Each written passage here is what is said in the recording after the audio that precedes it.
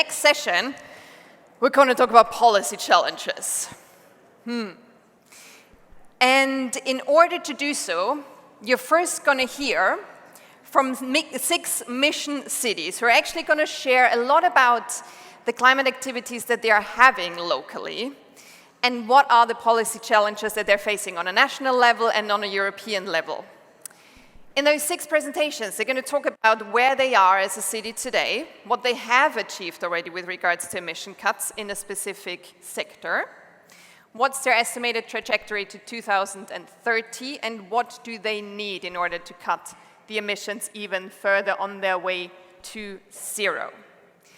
What we're trying to get out of this next session is, on the one hand, a better understanding of the policy challenges that probably most of you share, and then also, as a second part, really go into proposed steps from your side.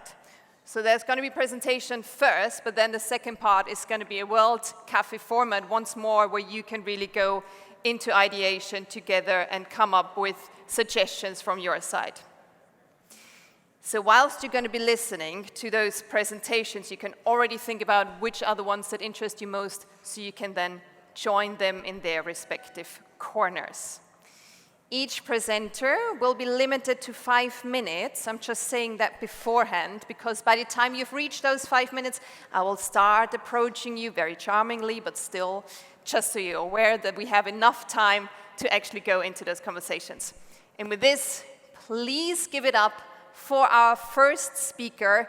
She's head of the climate division at the City of Copenhagen. Please welcome on stage with me, Charlotte Korsgaard.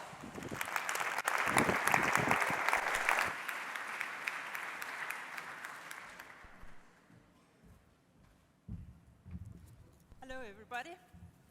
I'm Charlotte, and I'm head of the climate division in Copenhagen. And of course, I'm going to speak about the climate planning in Copenhagen. And my challenge, our challenge here in this session, is carbon capture. Yes. So Copenhagen already in 2009 decided a target to become CO2 neutral in 2025. We've had 2 climate plans, made 2 climate plans adopted by the politicians. We have 3 roadmaps for climate planning, and we will not become CO2 neutral in 2025, but I return to that. We have 19 sub-targets to achieve the main target to become CO2 neutral, and we have in the current roadmap 67 initiatives working on becoming it. So the current climate plan is a scope 1 to 2 climate plan. But the politicians have already decided that we're going to make a new climate plan after 2025, and that the targets there are going to be reductions of the citizens' consumer-based emissions, and to become climate positive instead of carbon neutral, and also to reduce the cities' procurement emissions in 2030. So that is really going from scope 1 to 2 to an enormous new area, consumption-based emissions. The current status on the plan that we have today is that we have in 2021 less than 1 ton CO2 emissions per capita. But looking into the new plan with consumption-based emissions, we don't have the baseline yet, but we think it will be maybe 11 tons, maybe 15 tons. So it's just much more, a much bigger challenge to look into. But let me just speak about the current climate plan. We have, since 2010, we have the emissions have been falling steadily, especially within the energy area, where electricity and central heating has, the emissions from that has reduced a lot. The transport, the red thing, is not so successful. We have the black line that you can see in this graph is sort of the net emissions. And that is because that we also do recrediting building windmills in other areas in the city of Copenhagen and crediting them in our accounting. And then you can see the last 2025, the last year, we expected to become CO2 neutral because we expected to do a lot of recrediting, or we expected to have carbon capture. But as it turns out, we cannot do that in 2025, and that's primarily because of lack of finance. It's just really hard because this is new technology, this is a total new area, and to get the financing, the funding for the carbon capture. So we have changed a lot in our energy system: windmills, waste incineration, biomass, central district heating in 26 municipalities around Copenhagen and in Copenhagen. But the last step, carbon capture, we didn't get there. And why are we so interested in carbon capture? Well, of course, because of our account, it would be better to become CO2 neutral in 2025. But it's also more of a global issue. And this graph is an IPCC picture of how to reach the Paris Agreement 1.5 degree goal. And you can see that you have to reduce all over the place. The red thing are the gross emissions. The green thing to really get there is carbon capture, both natural carbon capture by foresting, but also human-made carbon capture. And that is because of the IPCC says that it's really impossible to reach zero on the gross emissions. There will always be something left. So you have to also work with carbon capture. But the challenges, well, they are obvious and very difficult because there are so multiple uncertainties. This is a new technology. We don't really have a good business case yet, and the policy and regulations is not completely clear in this area. So they're both, we're talking about finance mechanism, risk management, how to transport the carbon, how to work with certificates. All that kind of stuff is challenging for us, but we will keep on. And let's see, I just have an extra slide, and this shows why you should go to my workshop afterwards. Carbon capture is a possibility for many of us. There are 500 waste-to-energy plants operating in Europe, and this is also why the EU should be interested in helping the cities here.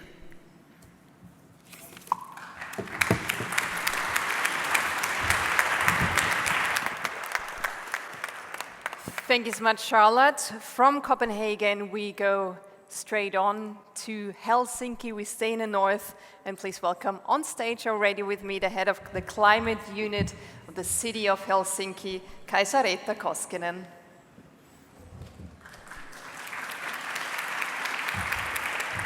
Hi.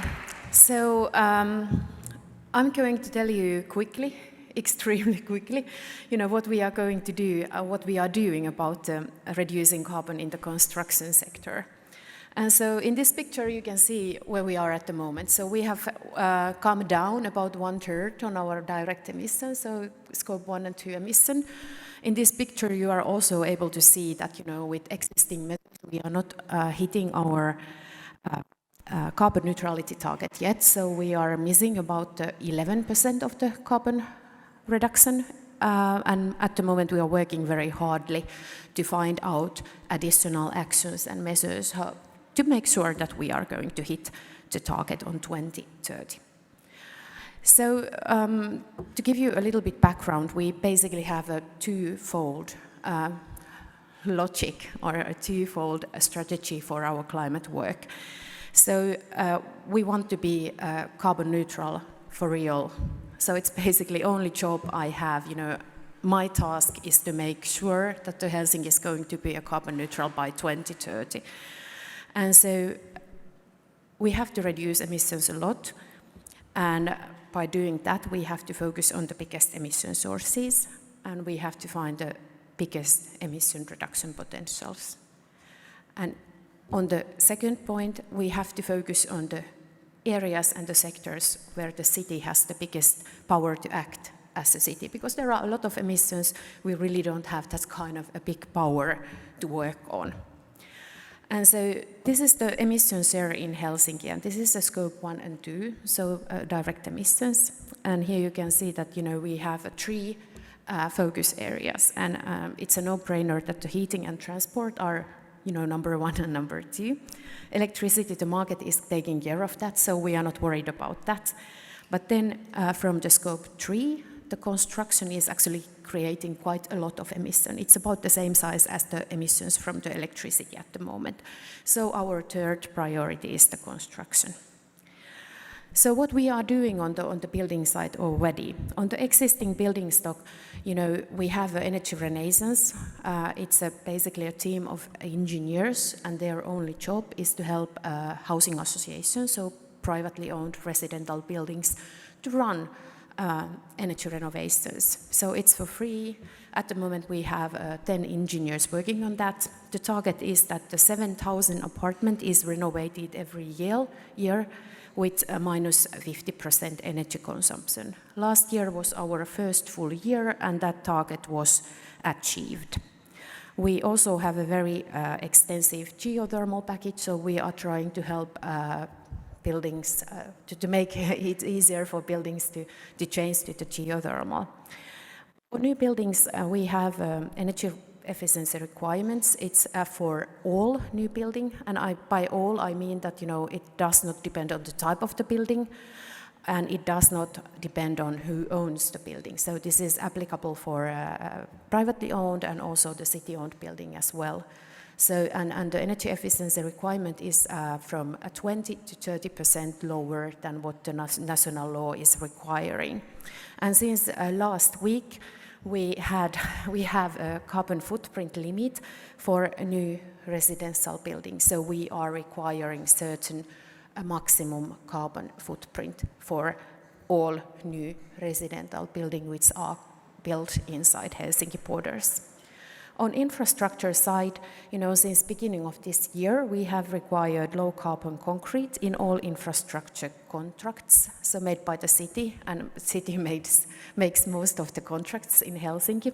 At the moment, we are requiring a GWP 85 level, but we are discussing if we are able to reduce that to 60. And then we have project areas which needs to be pre-built with minus 50% emissions. And here you can see the red light is the building construction, and the blue one is the infra. So here you can see that what is the effect on the emission on scope 3. Okay, the main tool what we are using to do all this is regulation. And so we set limits. We are trying to change the way how things are done. And there are multiple benefits on doing that. So, for example, we don't need additional investment. So the roads are going to be built anyway, the houses are going to be built anyway, so we don't need additional money to do that.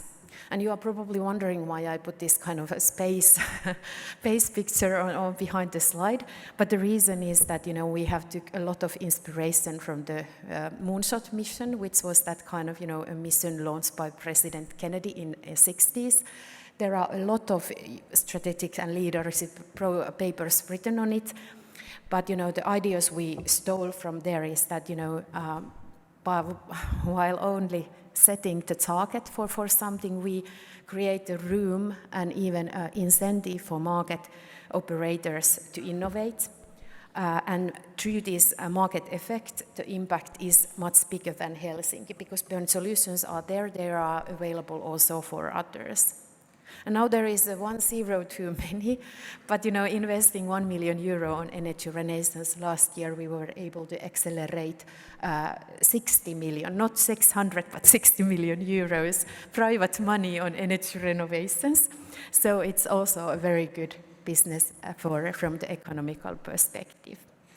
And what is our policy challenge? Our policy challenge is that we would like to challenge Commission and the national governments to do their part, because at the moment everybody is focusing on everything, and we are challenging them. For example, in agriculture and in food, it's very difficult. It's very little what cities can do, and we think that it's fair for the Commission and for the government to do their part. So that's basically our policy challenge. Thank you.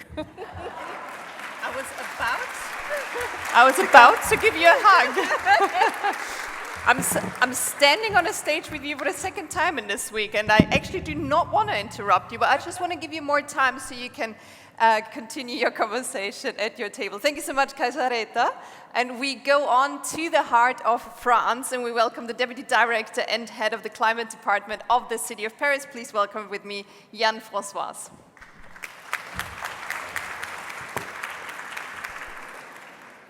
Thank you for the invitation to the mission. It's a very real pleasure to be here in front of you, my colleagues, and to share the words with my frontrunners colleagues from different cities, that you have in your mind that if we are here, it's maybe because we have one common point, to be member of the mission, but also because we are lucky cities, because maybe 10, 15 years, sometimes 20 years ago, we have mayors that had decided to have a climate action plan.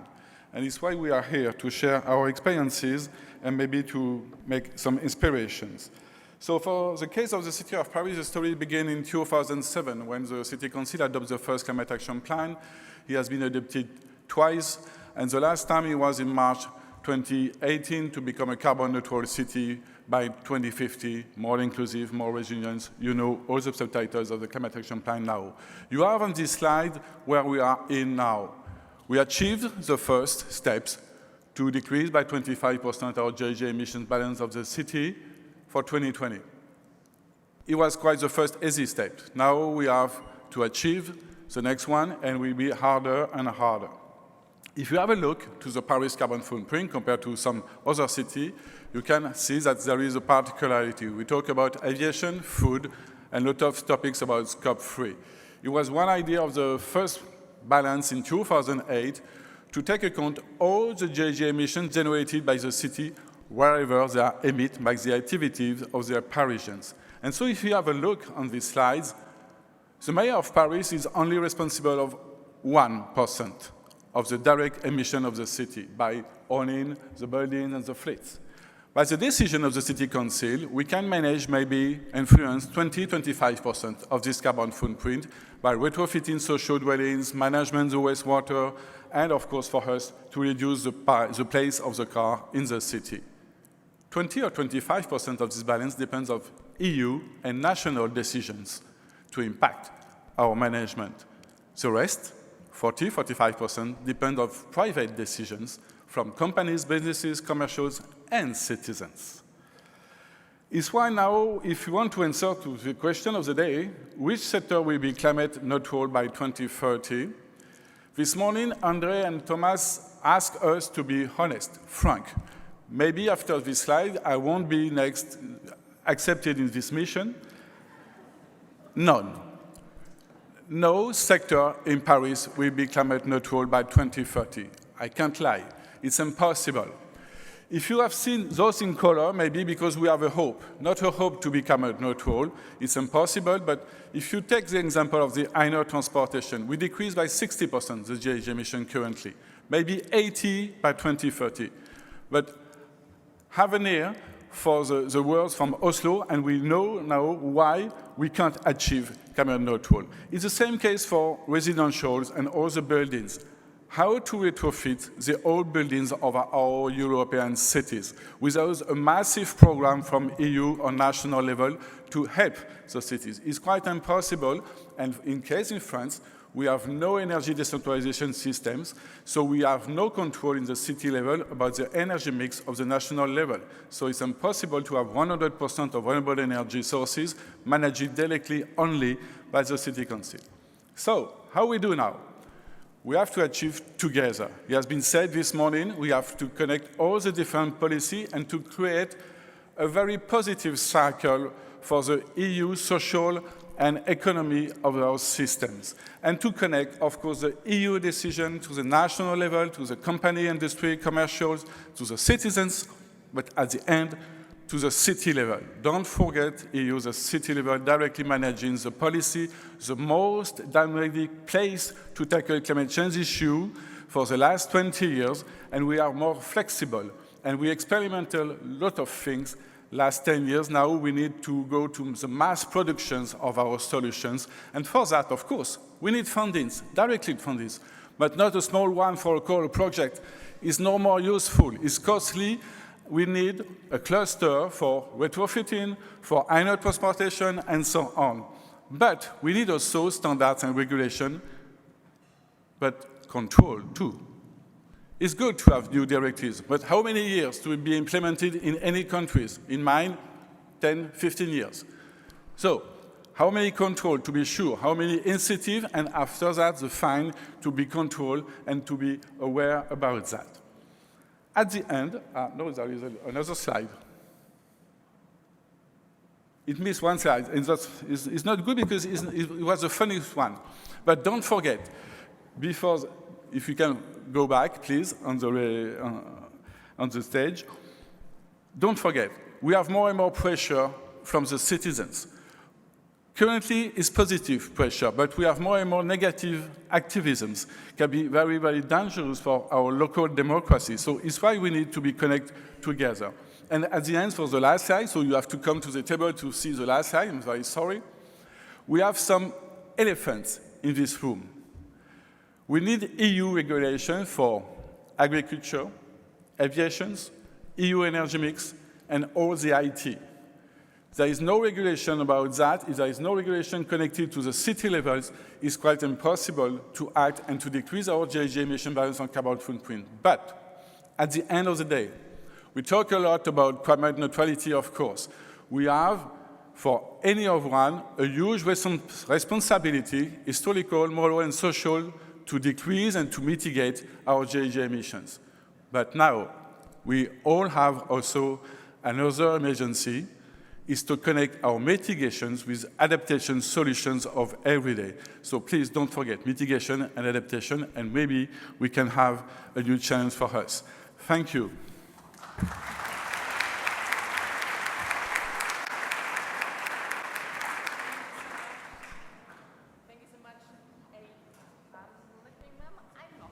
Mic. Okay, no more mic for me, more mic for the speakers. Thank you so much. I think that was a good selling point for coming to your table. It's always good to have a teaser. And we move on straight back to the north. Please welcome on stage with me the climate change advisor from the city of Oslo, Sophie Halling.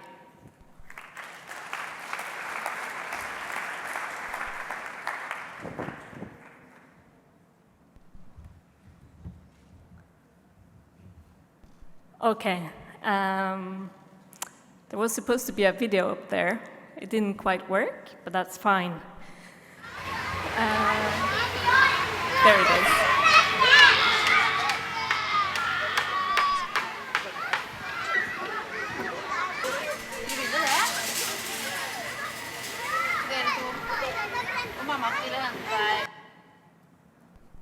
So, did you hear the noise? That video was recorded near my apartment in Oslo. The excavator that was used was electric, and the truck loading masses, it was electric as well. And the workers at this construction site, they joked that the kindergarten next door was too loud. Zero-emission construction is less noisy. It's better for neighbors, it's better for the workers, and it's a huge benefit for the city. My name is Sophie, and I am from the Oslo Climate Agency. So Oslo has an ambitious climate target. In 2016, we decided to reduce direct greenhouse gas emissions by 95% by 2030. 90% of our emissions stems from 3 sectors: transport, waste, and construction. And to get the most bang for our bucks, our climate efforts are therefore targeted on zero-emission transport, vehicles, machinery used in the city. And one thing that you should all know about Norway is that our energy, it's mainly hydro. And therefore, we focus on Scope 1 emissions and not 2. Okay, Oslo has achieved a lot, and our ambition is very modest. We want to become the first zero-emission capital in Europe, and we are almost on track. As you see from this graph, we have adopted measures that will take us to 62% reduction by 2030. And we have identified how to get there by 79%. But we need to do more, of course. And we have a challenge to close our final emissions gap. And this is where we hope that you guys can help us. Oslo has an ambitious goal. We want to reduce car traffic by 1/3. And all cars, vans, and trucks in Oslo must be zero emission by 2030. But even if we achieve this, we see that we will have two major problems. One problem is through traffic, the traffic generated outside city borders. And another challenge is to establish a big enough market for net zero industry, because Norway is quite a small country. Let's talk about cars. 83% of all the private cars sold in Oslo last year was electric. And let's talk about vans and trucks. As you see here, numbers are getting positive. There are more electric vans and trucks on the market in Oslo in 2023 than in 2020, and prices are becoming competitive. And for construction, over 50% of the work on municipal construction sites in Oslo is now done by electricity. And this has been happening because of crafty procurement. This has happened by no extra cost for our city. A challenge with mobility, though, is how to grapple with emissions generated outside city borders. Emissions might even be generated outside Norway's borders. So in order to deal with this problem, we need to work on a European level. We need that both the EU and all of you European cities address these emissions through policy development, adoption, implementation. And we have identified some policy needs that could help us, and I'm sure that you can identify more when you join me at this table after. So first, not finished yet, procurement. This is something all cities can do. Use your money wisely. There is a lot of power in purchasing the right kind of technology. I ask you, be a demanding customer. Ask for net zero solutions. Can we create a market together where zero emission construction is becoming the new normal? Can the EU do the same and help us all with climate procurement guidance? Can we enable clean construction at no extra cost for all cities? Secondly, goals and regulation. EU is underway to adopt ambitious goals for buses, heavy vehicles, and we are applauding that, but we hope for goals for construction too. Thirdly, charging infrastructure. We need more incentives to improve charging infrastructure in Europe, and we really want a fast charging electric highway on the biggest transport corridor in Europe. Please help us. So if we manage these three challenges, it is likely that we will all be on track. It is likely that you will get the same noise problem in your city as we have in Oslo, kindergartens. Thank you.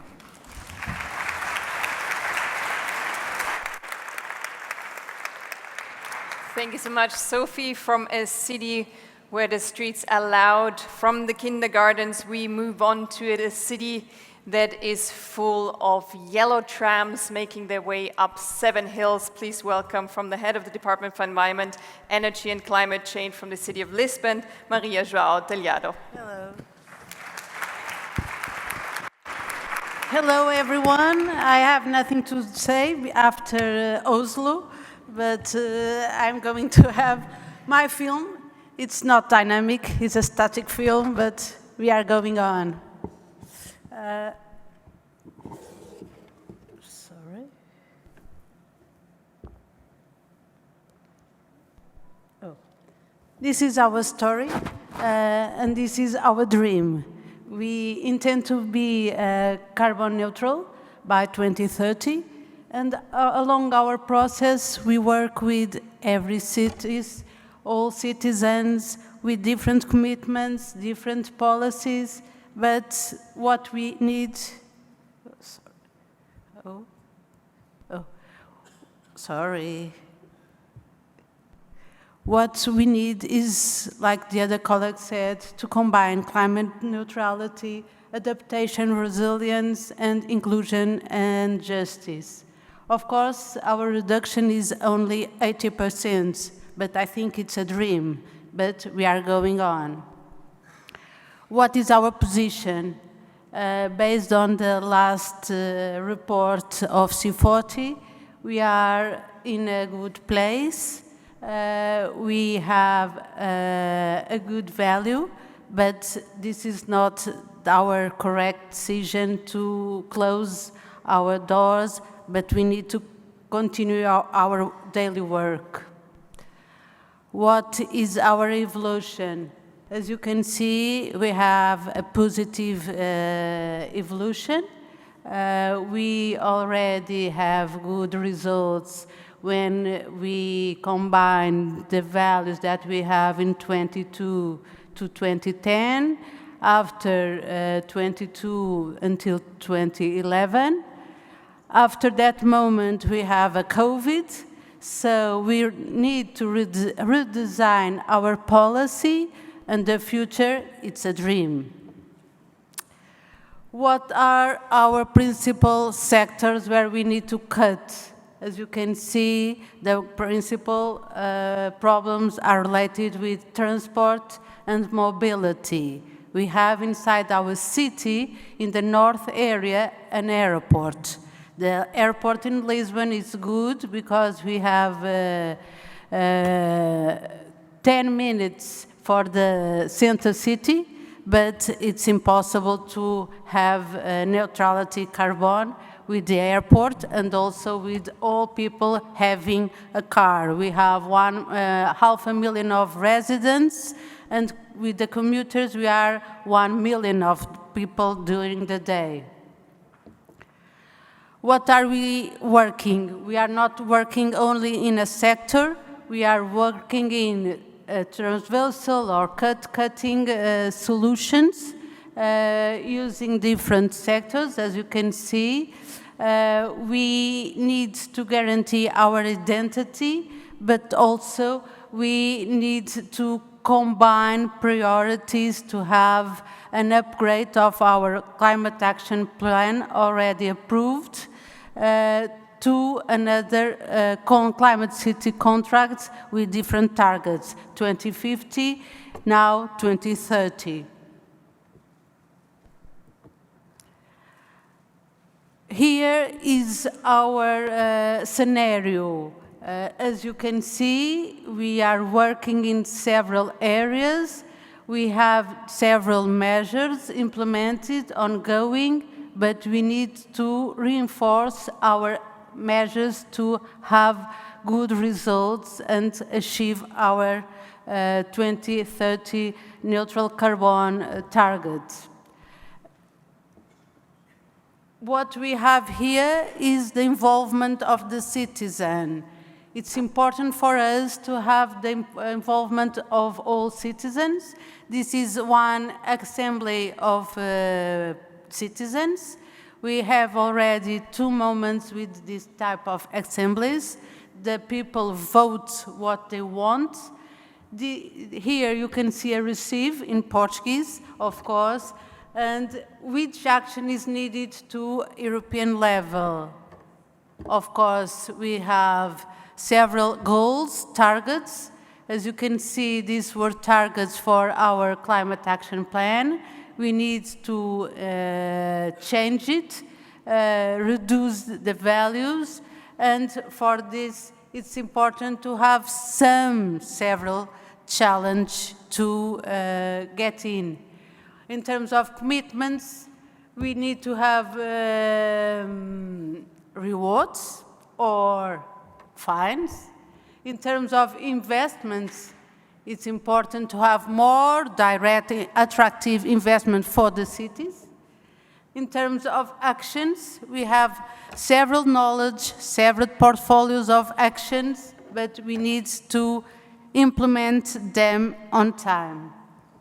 And thank you for this presentation in 5 minutes.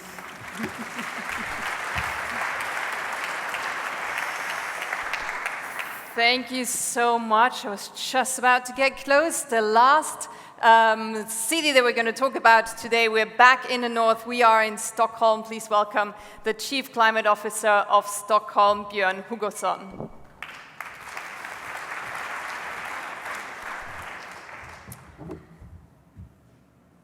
So, the last 5 minutes, I hope you're full of energy. I'm going to speak about the consumption-based emissions. It has been touched upon by several of the speakers so far.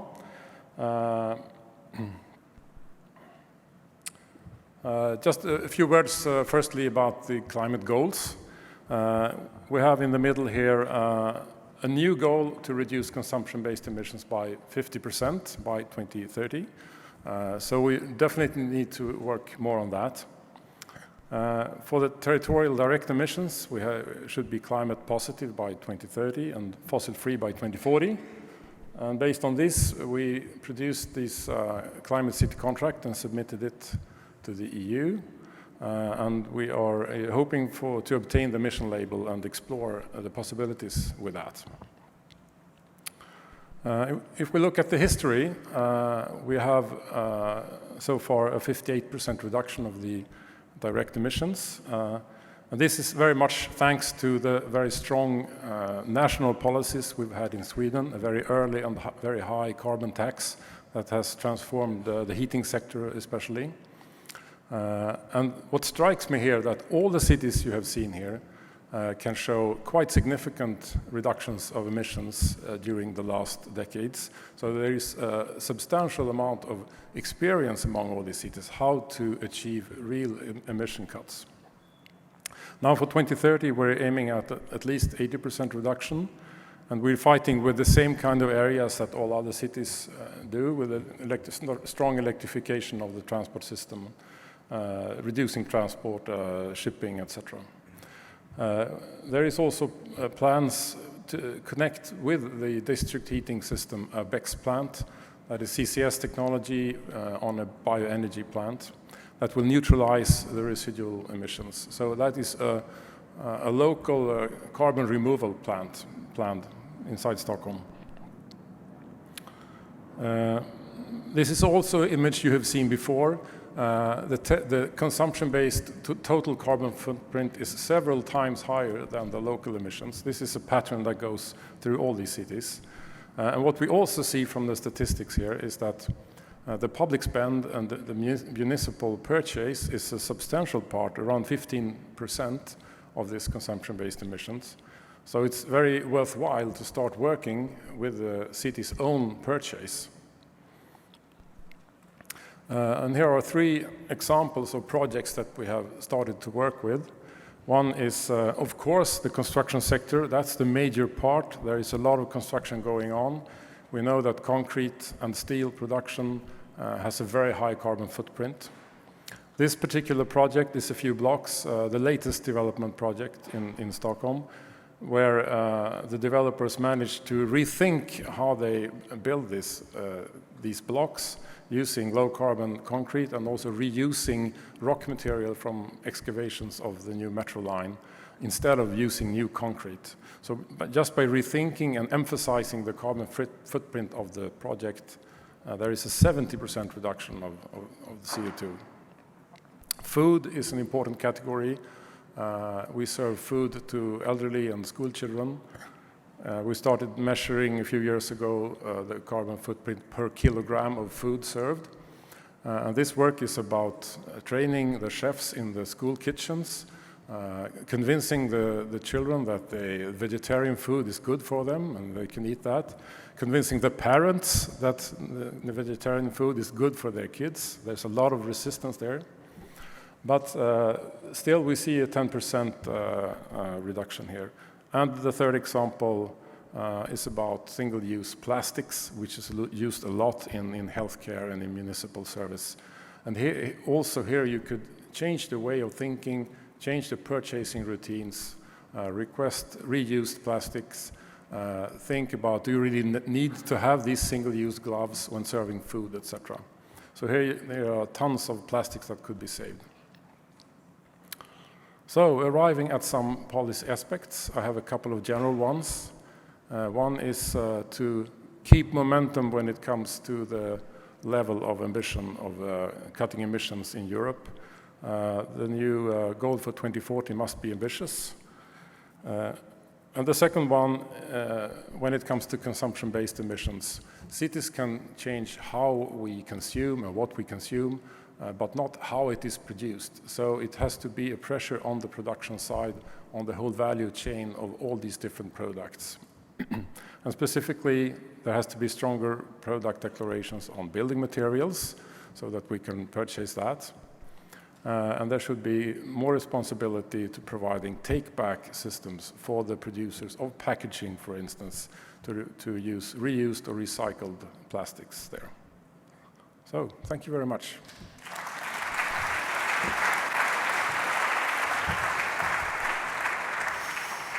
Thank you, Björn, and thank you to all the speakers for this tour through Europe that might have already sparked quite a lot of questions or ideas in your heads. And in order to understand how we're going to proceed, I would like to ask on stage one of the city advisors of EIT Climate Kick. Please welcome with me Anna Huttunen.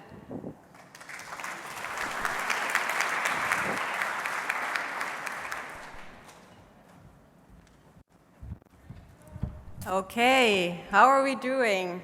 Still a little bit energy? Yeah? We still have time to discuss, and I think after these presentations, it's going to be very hard to choose where you're going to go. So we are now go to the workshop part of the session.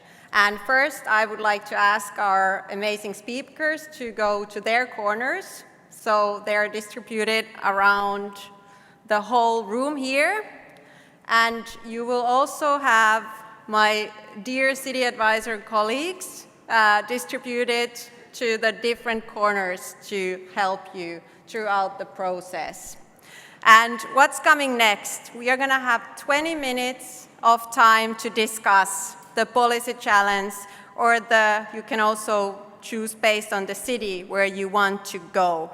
So now it's a time to rotate. Choose your table, choose your policy challenge you want to discuss, and let's get going. The question when you log into Slido, and we're going to give a few minutes for you to reply, and then we will continue to the summary part, where I will again give the floor to our city speakers that are in the room.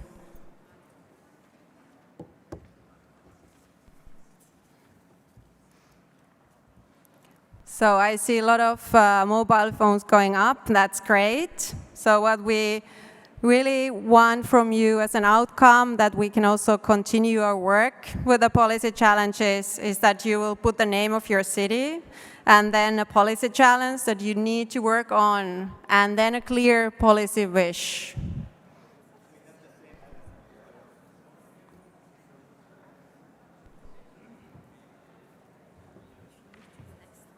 Yeah. Yeah. No, but yeah, I wanted to put the, for a while Oh. Thanks, Karin.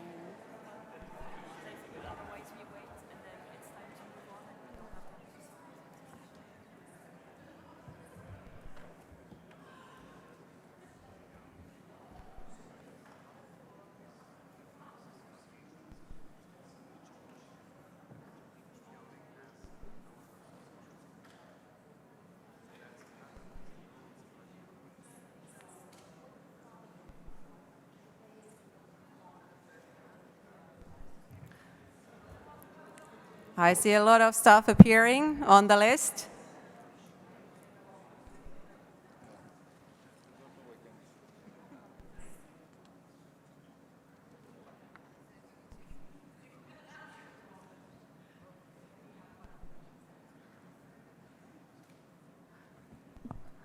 Yeah, it's looking promising. I think we're going to get lots of things to analyze after the session.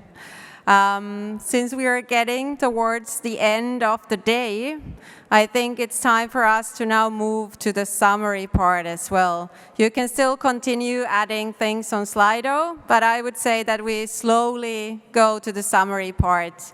And I think we'll now start from City of Stockholm and Björn. So please share shortly some key takeaway from the discussion that you had, something that you maybe learned from the other cities, or what you found very exciting in the discussion. Go ahead.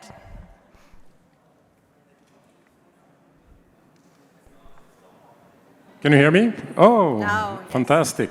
I've listened in to these three tables here, and we've had very interesting discussions on consumption-based emissions. And one thing that I hear from many cities that this area should really be included also in the emission work in some way or another. We've also discussed a lot about procurement done in the municipalities. This is a place where much of the work starts. And one thing that I hear a lot is that this is a long process. It's quite difficult. It requires resources and knowledge about the market. So there is a wish to facilitate for cities to use procurement instrument to reduce the consumption-based emissions. I've also heard that there are many networks and many ways for cities to go together to convey messages about policy. Networks like C40 and Eurocities could be used. So let's go together and formulate these messages. Thank you. Thank you, Björn.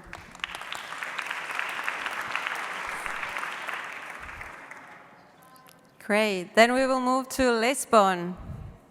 In terms of Lisbon, we learned and assessed several actions on or solutions related with mobility to solve the problem that we are facing. The principal goals were related with the importance of involving the national level in the process, because the mobility in the cities are a problem outside the cities. We present other problem is in terms of land use, and we present several solutions, but we didn't have a good solution to solve the problem that we are facing now. Thank you. Thank you. Interesting. And then we will move to Oslo. Hello? All right. Okay, there I am. So thanks. Very good discussions here as well. One person from Finland said that their city tried to purchase electric excavators, but that the market didn't want to sell it to them because they were too small. And this, for me, symbolizes one of the main things, my key takeaways from today, is that we should demand this market together. We should ask for the Commission and Net Zero Cities to help us to make this a standard. Zero-emission vehicles. We don't need to choose technology. The market can come up with that themselves. But can we find a way to ask for the same together? And then secondly, can the Commission also help with market dialogue, with having predictable dialogue with companies, incentivizing and telling them that this will change either they want it or not. And finally, of course, charging. We need a way to incentivize charging, both in the cities, but also on the big highways. So here, We don't need to invest in all the charging station ourselves, but we need seed funding to de-risk investments into charging stations. And help from the European Commission here as well would be really great. Thank you.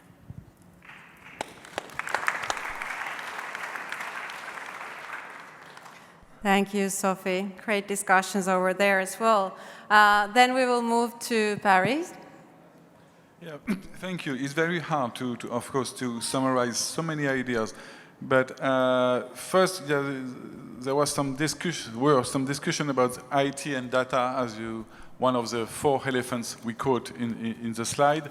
There is no information delivered to the city about the impact of IT and data, and maybe to put that in the directive to be mandatory to inform the city, the mayor, about the availability when you have a new data center. And maybe one idea about that, maybe to oblige a data center to connect to the district heating when you have a district heating to recover the heat. A lot of discussion about, of course, aviation, transportation, asked to EU to relaunch maybe a very huge, with different national levels, legislation to develop the trains, the night trains, a lot of invest about infrastructure, also connection to the logistics, and the final discussion was more about the food and agriculture, of course, and maybe to not forget that the city are one of the wonderful place to have, as it was said before, by public procurement, a test to develop more and more organic food and local food locally to redevelop a local economy available for everyone and to have short circuits for any cities and maybe connected to the data center to have more available about the availability of different organic food in our cities and the connection to the rural countryside to maintain local jobs. Here, I hope I translate everything, but I think there is more and more on the different post-it. Thank you. Thank you very much.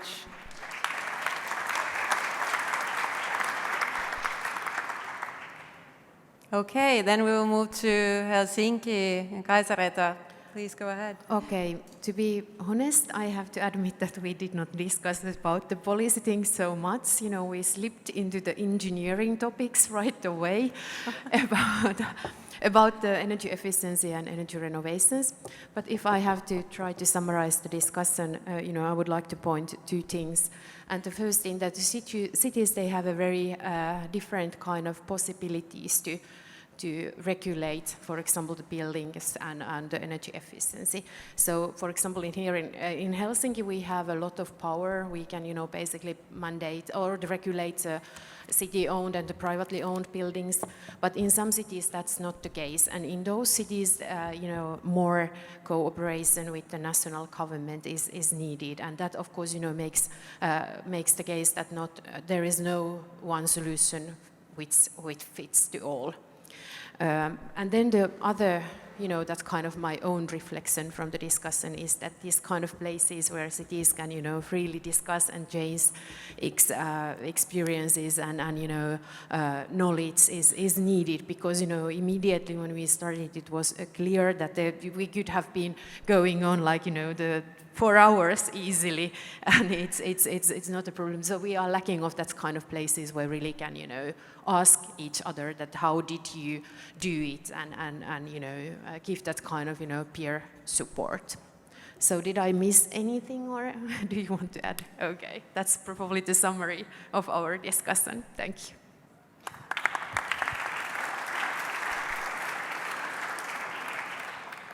Thank you, Kaisareta. I think there was also a direct linkage to our peer-to-peer topic earlier today. Thank you so much.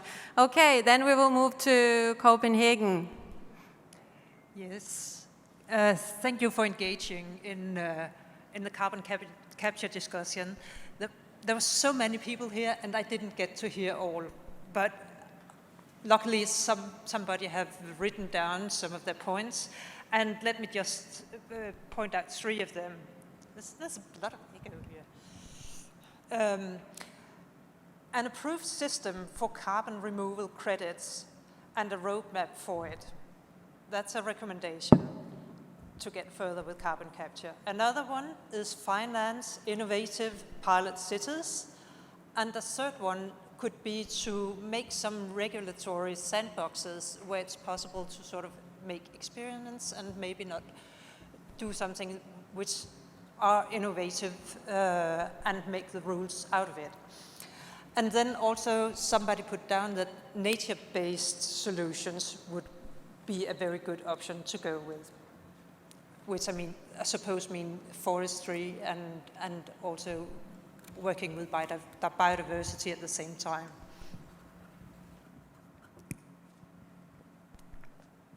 Okay, thank you so much.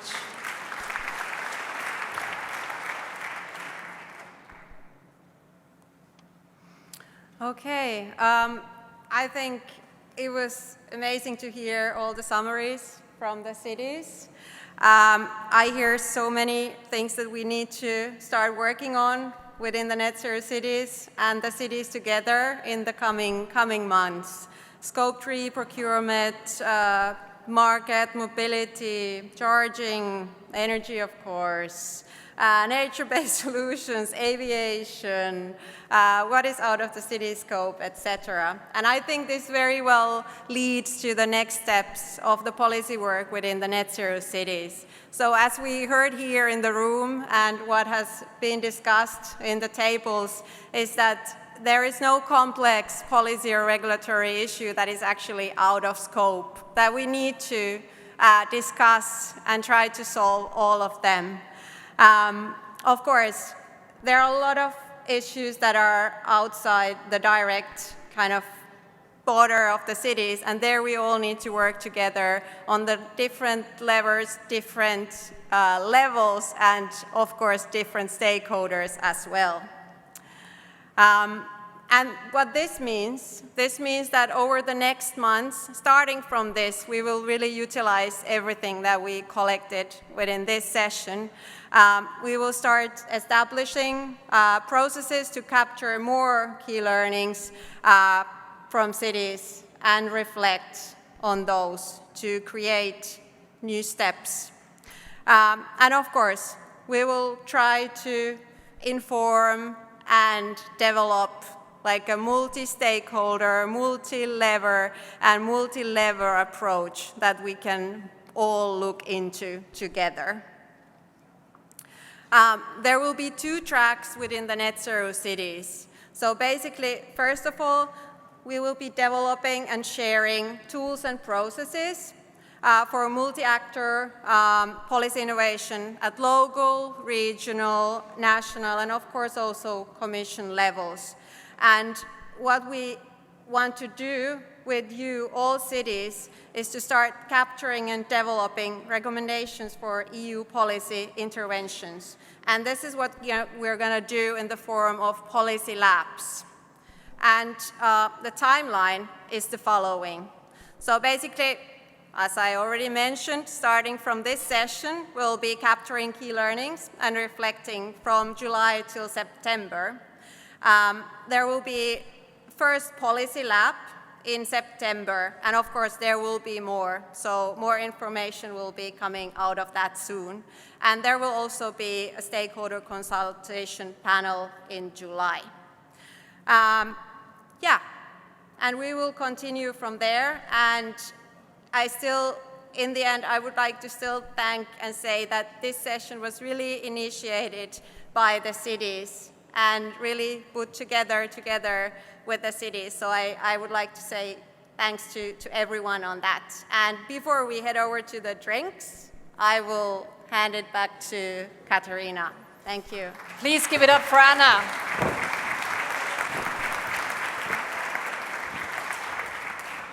Thank you so much, Anna, for this last session. I see Thomas is approaching me. Does he want a mic? Feels like I'm not having the final word yet. Please. Well, I just want to plant a couple seeds for you as you look forward to drinks. So I had to leave this afternoon to go talk to the mission board who has been meeting today. They're coming here to join you for drinks. And It was unfortunate timing, and it's too bad they weren't in the same place as us, but we're going to get together. But one of the reasons why it was important to go there is to plant the seed for the policy conversations that you want to have. So and I just wanted to tell you that they are very much supportive of all of these conversations coming forward, and they, both individually and as a group, want to play a quite active role in helping to amplify the city voices around these policy issues. So when they get here, and you know some of them, and you're having drinks with them, be sure to reinforce that we want to do that you're ready to do that, and we're ready to do that with you. Because I think if I'm honest, they're looking for ways to be useful, and this is a good way to make them useful. But they are very supportive of these conversations. So I just wanted to add that since I was just there. So thanks very much. Super, thank you.